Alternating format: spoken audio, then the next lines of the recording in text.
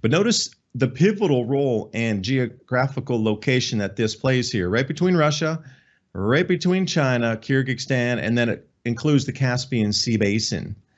Now, whoever controls this area, just these three countries alone, if they set up their own economies, would dominate the planet. So now we have others that would like to join in on the BRICS currency because U.S. has been naughty with our foreign policy at the barrel of a gun. So how does it go here? The UK. So how does it dovetail into experiment number 2 is happening in the UK. So one shopper currently right now can only buy 2 tomatoes. You're going to drip, they're drip feeding into the tomatoes here, but then they're using it for natural gas usage in Kazakhstan. It is absolutely the same in 2 different places. It's all about rolling out consumption limits and getting people used to it.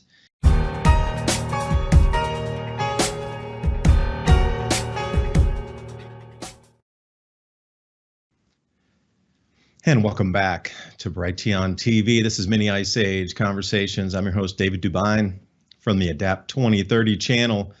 Now, as we see the constriction of supply chains continue, and you just can't not notice it, everything continues to constrict. There's less of this, there's less availability, prices are increasing. They've switched suppliers, gone to different nations. You're not able to buy some of the same things at the same quality. Well, that's just going to be the trend. We already know that. It's already been forecast out. So if we are going to move from here to there, and the forecast has already been given and how many times broadcast of globalist meetings and TV announcements, as well as just general chatter through the internet scape, it does seem that there's going to be a continued constriction of supply chain, shutdowns of business as well as manufacturing, production of raw materials, at least for the next 10 years. And, the way I look at it, I don't know how many, one-time catastrophic events or, black swan events will happen as we progress down. I'm sure we'll have a few, but it looks like they're just trying to extract as much wealth as possible. I'm talking about central bankers and moneyed families for thousands of years. To just move it from the West over to the new BRICS currency system, maintaining the wealth power, and it is a transference. Nothing goes to zero. So when we see our Kazakhstan in the center of the center, along with the Ukraine, Russia, and China, that whole corridor is the most resource-rich area of the planet, at least one of them. Shared resources, shared pipelines, shared banking, shared gold reserves. Wow, what could go wrong with the US dollar, do you think? So there's going to be this new program called excess consumption. It is a limited consumption amount on your part. And then if you surpass that, you're going to be taxed and penalized. And once you go to whatever the certain final range deemed, they're going to cut you off completely. So I wanted to run through a few of these today. And those of you who know I follow solar cycles and cycles of time based on solar activity affecting society and civilization. This is the current sunspot flow in days going around for about 15 days as the sunspot groups transit over the face of the sun. Now, what's interesting is once these start at more toward the polar regions, once they come into the equator, which they're getting really close now, they've really come much closer to the equator than when the solar cycle started.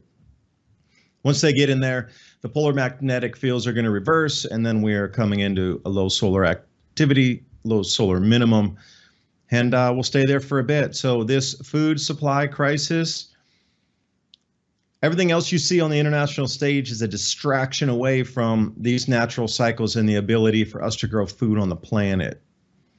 And now a quick word from Patriot Gold Group. Have you kept up with the big headlines so far this year? Bank of America says that gold should be a mainstay investment for the next 3 years. Big banks and billionaires agree on 2 things. We're heading toward a recession and investors need to buy gold. The Patriot Gold Group is introducing the 2023 Recession Protection No Fee for Life IRA. Mention Adapt 2030, you're going to get the best in-class service from Patriots protecting Patriots. Patriot Gold Group has the No Fee for Life IRA, where your 401k or IRA can be in physical gold or silver on qualifying rollovers. That's 888-546-7020 to reach out for your free investor guide today. Keep in mind, Patriot Gold Group is Consumer Affairs top-rated IRA gold dealer 6 years in a row. That's 888-546-7020. And now on with the video. So the Kazakhstan officials, you're going to start to know where this country is. Nobody really knew where Ukraine was on the map until the war started. Now all eyes there. You know exactly where it is. Same thing with Kazakhstan. It's in the stands is what most people know. But what's interesting here, the state-owned natural gas company is already having shortages of producing electricity in one of the most resource-rich nations on the planet in terms of natural gas. Yet they're having shortages, so they have to import natural gas. Very much like the United States, it's almost like a US 2.0. Our pipelines have been shattered and shuttered. Offshore exploration, although I'm not a fan of any way, shape, or form polluting the oceans going after oil, has been stopped. Even gas well drilling, anything on public lands has been ceased. So, we sit in very much the same situation in America. We are vast natural resources, but most of them are being put off limits or on a shelf at the moment. And you might have to ask yourself, why? What is this thing that they're trying to get even the United States more on the import side of thing, and also to have you bend and reduce your consumption levels of everything across the board? The messaging is clear.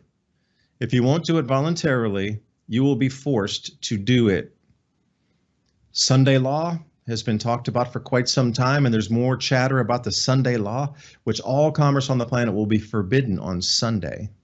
Again, you'll take out 1/6 of global productivity, 1/6 of resource usage, if you call the Sunday holiday, the Sunday law. So as this comes into play, in addition to the excess consumption tax and penalties, you'll start to see the world shift greatly. You'll need permission to buy an airline ticket. So back to Kazakhstan, excuse me, sometimes I go on those little rants there. Well, Kazakhstan, they're saying there will be no more shortages. We're actually going to start to use the resources that are beneath our feet here in the country. So the Kazakh officials from Kazakh Gas are assuring everybody that there'll be no more shortages moving forward with the dual investment from Russia and China, setting up pipelines between both.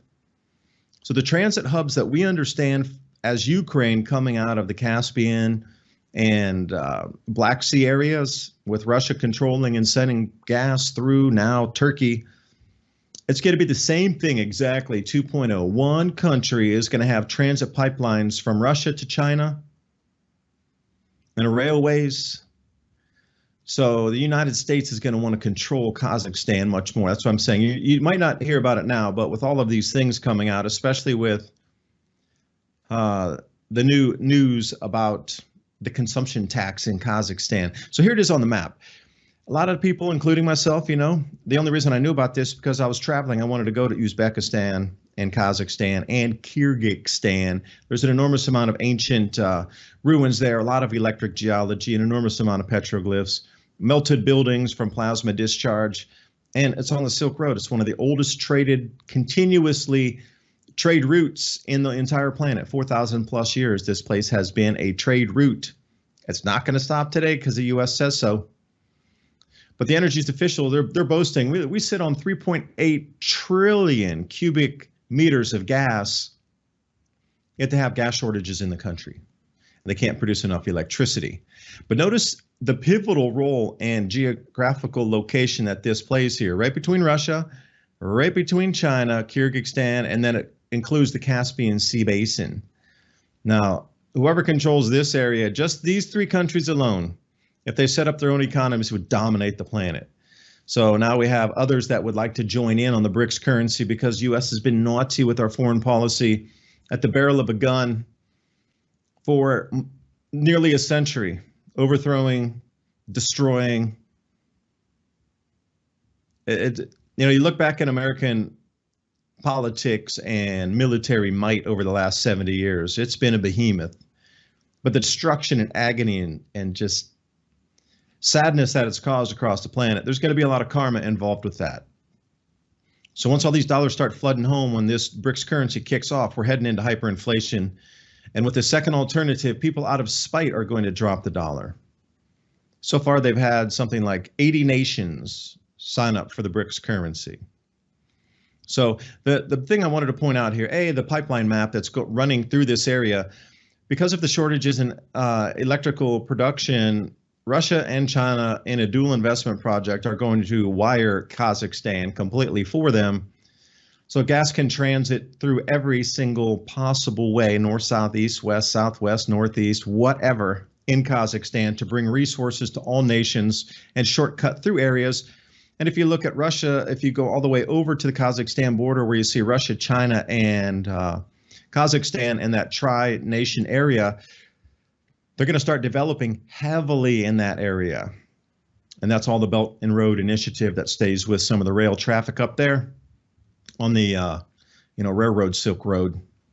So here's what it is. This is the kicker for it. And this is the perfect place to start it. I look at it and say, they're doing it in the UK and they're doing it in Kazakhstan in tandem to see which nations will fight first, because you have to remember Kazakhstan, go back about 4 months when they were going to limit bank withdrawals and close your account until you could prove you were vaccinated. The entire country flared off to the point they had riots every day. They had to bring the army out. The country completely closed down. They burned banks. The message was clear: don't mess with the money.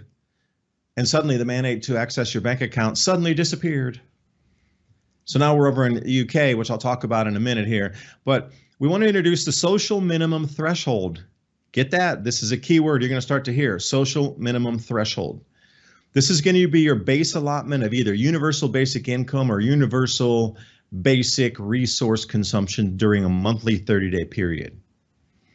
If a household, or if it's an individual housing unit, like in an apartment complex versus having a house that's freestanding, if the baseline bits of equipment are, and this is so rudimentary, like this is all you get for your home: a cooker, a gas stove, and a boiler.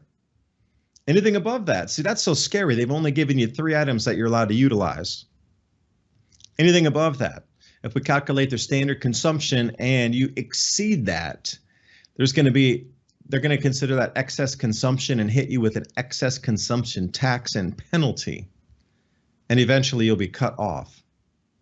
So let's say in the first 10 days you utilize your entire supply for the month, and then they tax and penalize you, and you're paying 3 to 5 times more to get access to that for the next week. And then you reach, I don't know, whatever magic number they decide. Regardless if you have the money or not, they're going to cut you off.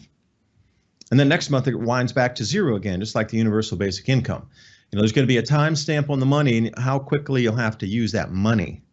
So just because you get UBI in your account, you're like, yeah, I got $8,000, which is worth $8 because of the hyperinflation. Cool. They'll be programmed in there. You're going to have to use this, half of it in 30 days.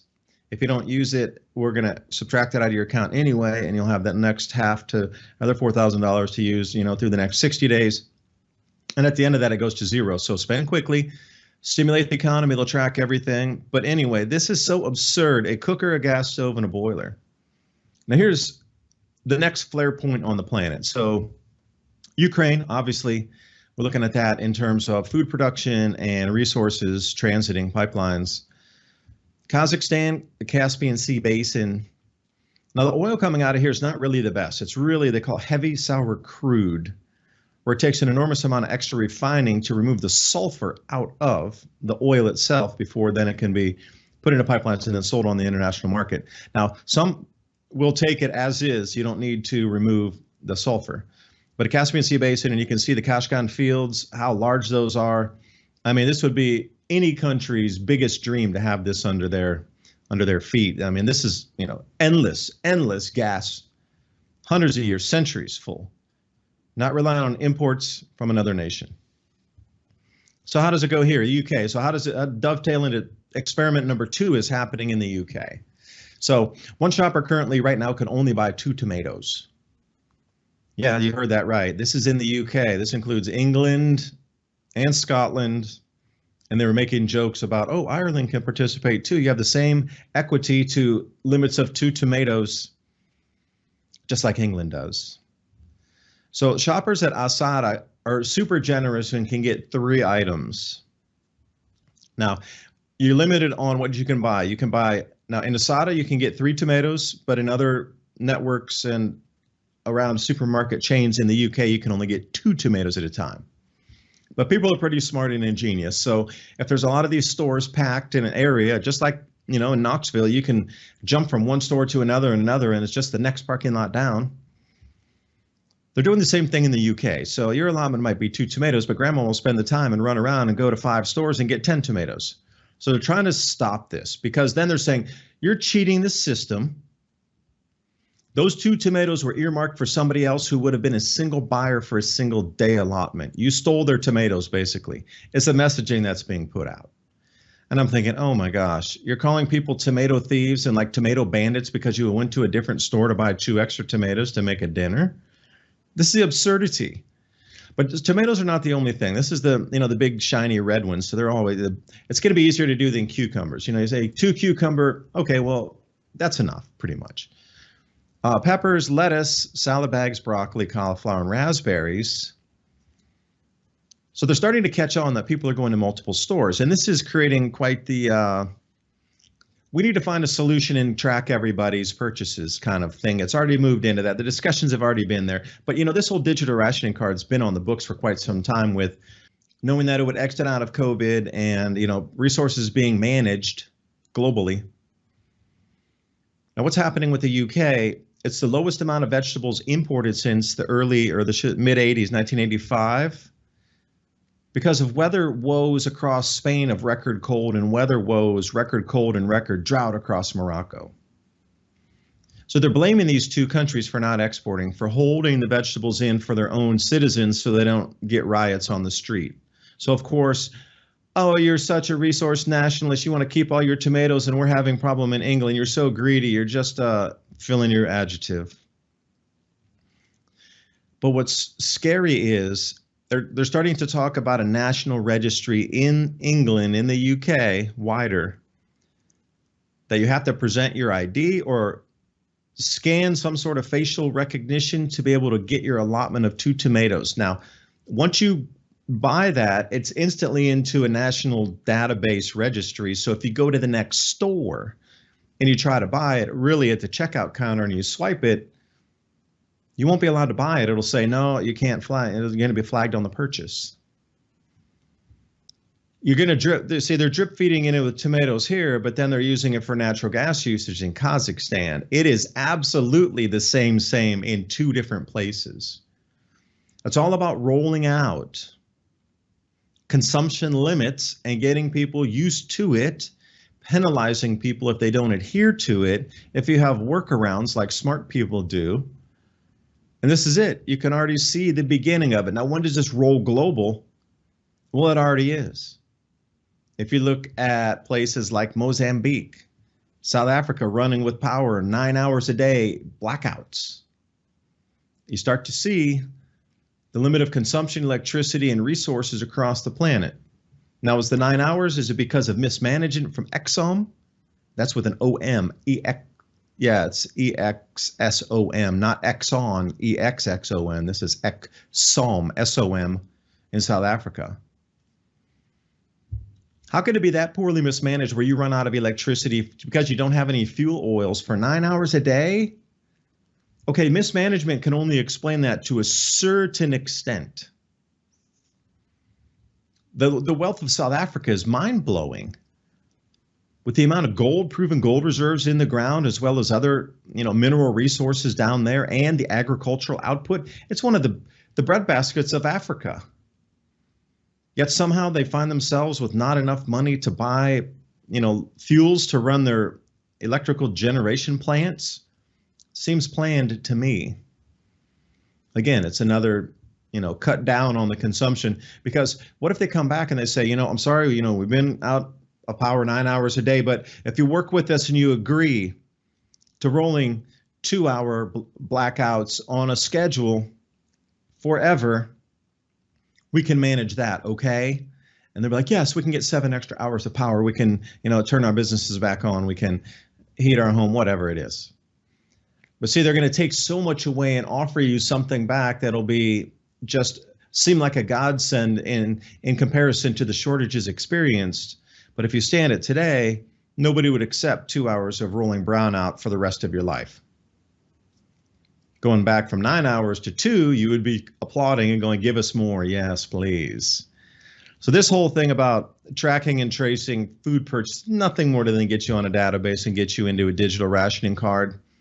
And the sickest, most vile, ridiculous talk from the newscasters and hosts in the UK is, view this image here. They're actually applauding themselves saying, the older people, when they were kids, had to deal with ration cards after World War II anyway. They're going to get through this better than anybody. So let them be the leaders in teaching everybody how to do rationing. And the old people don't complain a single one word about you having to go to rations again. And the whole thing of patting them on the back. Yeah, we did it once before, the old people, this and that, it's just demeaning the way that they're like, yeah, you can deal with it. Not to fix the problem. Not to address the issues at hand of just global reductions in food supply. It's just about, you're going to eat it, don't complain, you've done it once before, it's good enough, queen and country. And shut your mouth and get your 2 tomatoes, now get out of here. Is the messaging across the UK. I'm so shocked, truly shocked. As an American sitting here, across the pond, if you will, looking at that as the messaging to the elder generation, I'm like, what a slap in the face. Just deal with it. You dealt with it before. Unbelievable, truly unbelievable, these things that are happening. And then, it comes down to Morocco again, and I am talking about global food shortages here as we come on to the break. Morocco's wheat production has hit, it's a record low in 2022. For the entire nation ever, for grain production ever, the record low. But look at this. The barley crop had reduced 70% from last year. And if you look at the amount of metric tons coming out for the wheat production, I don't really believe it's 15% less than the 5-year average. It's going to be a bit more. If they're in some sort of quote unquote record drought and their barley is 70% reduced, I don't know how wheat could just magically jump ahead and go, oh, don't worry, we're 65 points ahead of you, but we're in the same ground, in the same weather pattern. That just doesn't make sense. So anyway, it's understandable why Morocco does not want to export.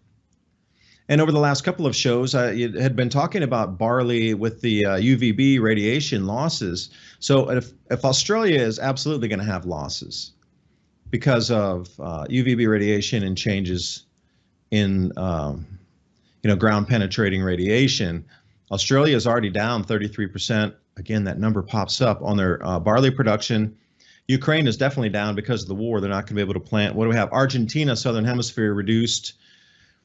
Canada struggled last year. Kazakhstan, we don't know where they sit with the grains too much. They had the super freeze. Uruguay, another Southern Hemisphere country, will be affected with the barley production down. And then the others is Morocco. Not financial advice, but just pure simple subtraction on a first grade level. Plus minus supply demand, there's going to be way less barley. I would bet the price would go up. That's just me.